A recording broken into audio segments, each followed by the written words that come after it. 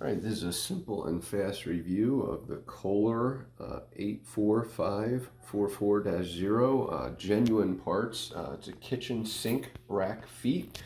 These are white in color, and as you can see, we'll take them out of the bag and do a before and after. But as you note, it's a 4-pack, so it might not be appropriate for every single Kohler kitchen sink rack. Some come with 6 feet on it. So some are 4, but I just wanted to kind of share before we go through too much that they should be relatively sturdy. They're kind of small.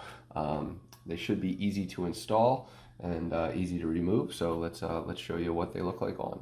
I want to show you the old ones. As you can see, they're getting kind of crusty and broken in, and so we're going to just swap them out with the new ones.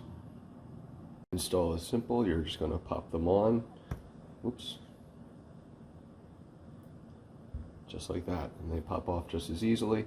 What you will find is there's some yucky stuff behind that if you've been saving your food, cleaning your food in there. So let's just show you the afters now.